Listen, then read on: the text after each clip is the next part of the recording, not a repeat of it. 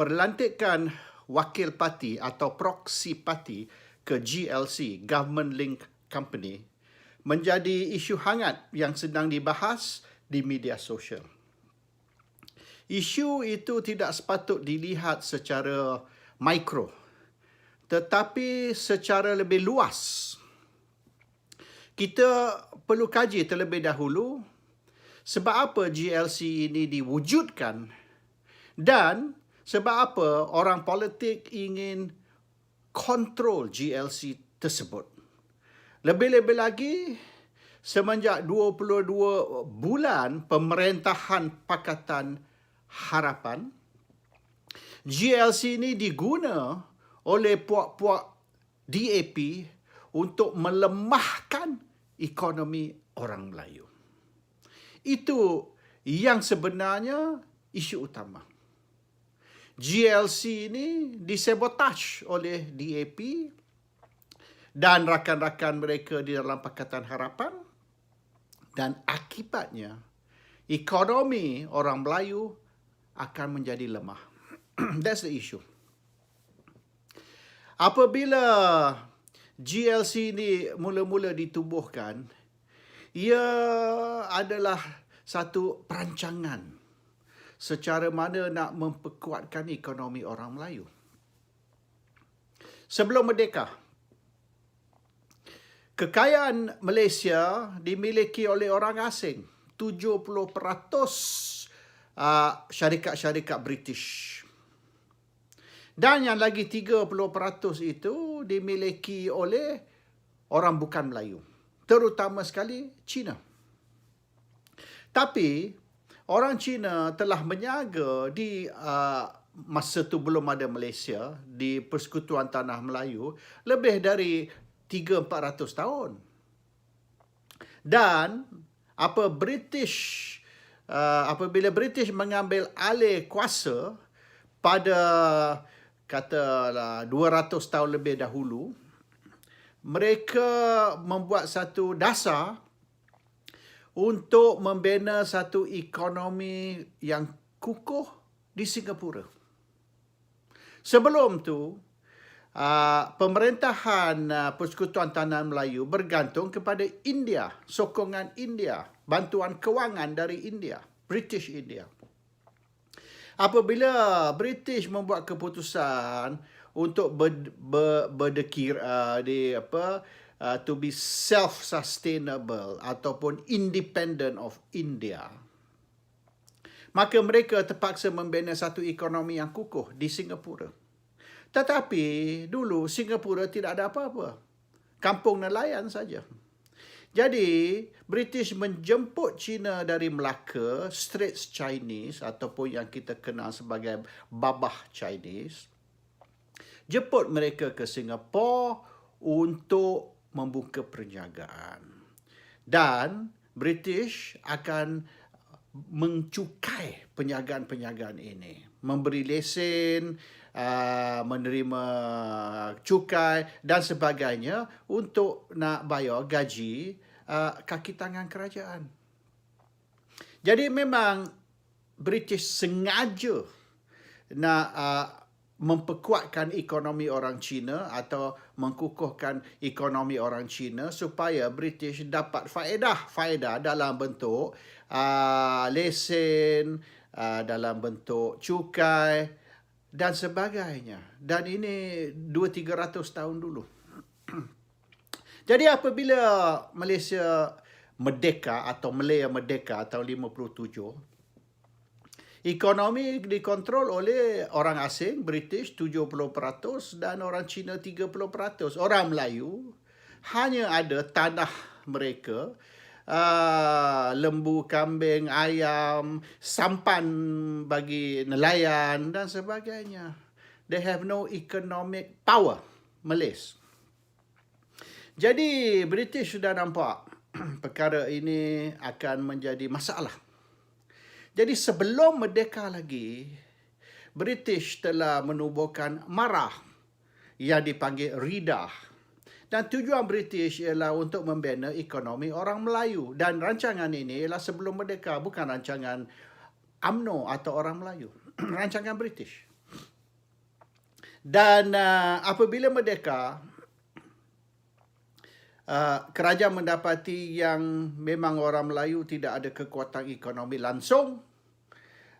Negara dibagi dua, British dan orang Cina. Orang Cina bukan semua rakyat Malaysia, ramai pun rakyat negara asing. Jadi beberapa rancangan telah dikeluarkan seperti menubuhkan SEDC, State Economic Development Corporation, di mana GLC akan ditubuhkan. GLC ni ialah Trust Agency atau agensi amanah orang Melayu. Bermaknanya mereka menjadi amanah bagi orang Melayu, walaupun agensi kerajaan. Itu dipanggil GLC, Government Link, bukan jabatan kerajaan atau government department. Dan agensi nasional juga ditubuhkan. Misalnya Pernas, Petronas, dan berbagai-bagai lagi. Itu sebab oil and gas di nationalize, supaya satu agensi yang kuat boleh ditubuhkan di national level. Jadi GLC ni, peranan mereka ialah untuk membina ekonomi bagi pihak orang Melayu sebagai amanah kepada orang Melayu. Itu original intention ataupun dasar yang awal GLC ni. Dan dasar ekonomi baru telah dilancar selepas peristiwa 13 Mei. Dan di dalam dasar ekonomi baru itu, sasaran atau target ialah orang Melayu akan memiliki 30% dari ekonomi negara. The economic wealth atau economic pie. Dan walaupun masa tu orang Melayu melebihi 50%, targetnya hanya 30%. Tetapi pemimpin-pemimpin politik semasa tu UMNO tahu yang sukar untuk nak mencapai 30%. Dari kosong nak naik 30%. Dan beberapa tahun selepas merdeka, 10 tahun selepas merdeka, orang Melayu hanya milik 1% sahaja, 1%. Dari 0-1% tu mungkin nampak banyak. Tapi orang Cina dari 30% mereka naik 40% lebih. Jadi perlulah satu rancangan untuk kerajaan campur tangan ataupun berusaha untuk meningkatkan kepentingan orang Melayu di dalam ekonomi. Itulah peranan GLC. Pada time tamatnya dasar ekonomi baru, tahun 90, orang Melayu hanya miliki 3% sahaja. 3. Dari kosong, 1%, 20 years later, ataupun 30 years selepas merdeka, orang Melayu hanya dapat 3%. Orang Cina dari 30 naik ke 60. Mereka double. So from 30% Chinese share, 60% foreigners dah turun lah, ya. Dan orang Melayu dari kosong ke 1% naik akhirnya 3% sahaja. Tetapi kalau dicampur milik GLC, include the wealth of the GLC, maka orang Melayu sudah dapat 20%.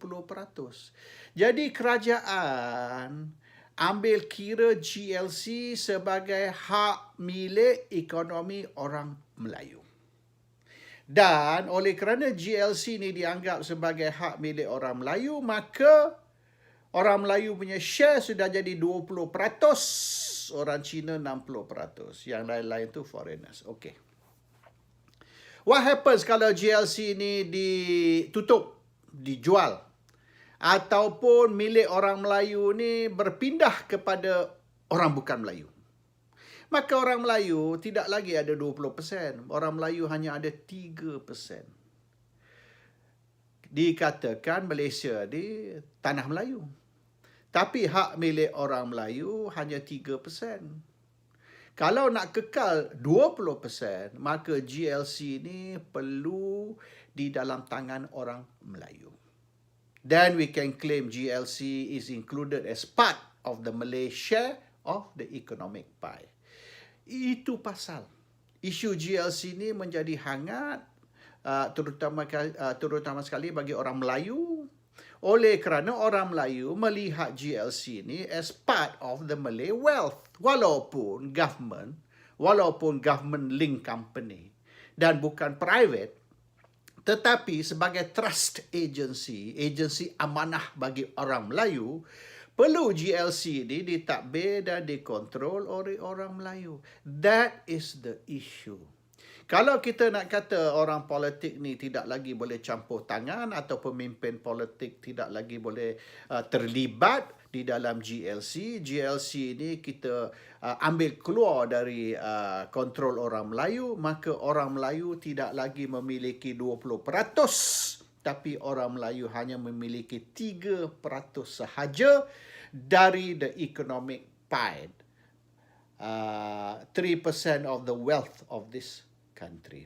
Itu akan menimbulkan satu masalah sosial, masalah politik, dan kemungkinan besar kalau 13 Mei tahun 69 ialah kerana orang Melayu tidak puas hati tentang kedudukan ekonomi mereka, ini boleh berlaku sekali lagi apabila orang Melayu merasa yang mereka ni hamba di negara sendiri. So this GLC issue is not just about politicians wanting to have position ataupun politicians wanting to have power. Dia lebih dari itu. Isu dia, orang Melayu kena lihat bahawasanya GLC ni masih di bawah kontrol, di bawah kawalan orang Melayu, dan bolehlah GLC ni dikira as part of the Malay wealth, included in the 20% of the economic pie that the Malays have.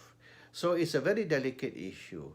It's not about just, wakil rakyat, ahli parlimen, orang politik, mereka ingin jawatan. No, it's more than that. The issue is not the jawatan. The issue is the perception that the GLCs represent Malay wealth. And sekiranya GLC ini tidak lagi dilihat sebagai part of the Malay wealth, the government is going to have a huge problem. We're going to have social problem, we're going to have economic problem, dan dengan masalah COVID-19 ini, di mana dijangka 2-3 tahun mungkin lebih akan datang, ekonomi seluruh dunia akan menghadapi masalah, ekonomi Melayu terlebih lagi akan menghadapi masalah. How is the government going to solve? Mengikut pakar-pakar, the health issue can be solved. The economic issue is going to go on and on for many years. Dan this will include Malaysia. So the government has to be very careful in how they handle this GLC issue, dan mereka juga kena berjaga yang GLC ni tidak dilihat sebagai dirampas oleh orang bukan Melayu untuk melemahkan ekonomi orang Melayu. That, as Lim Kit Siang said, is a time bomb in Malaysia and is an explosion waiting to happen. Assalamualaikum warahmatullahi wabarakatuh.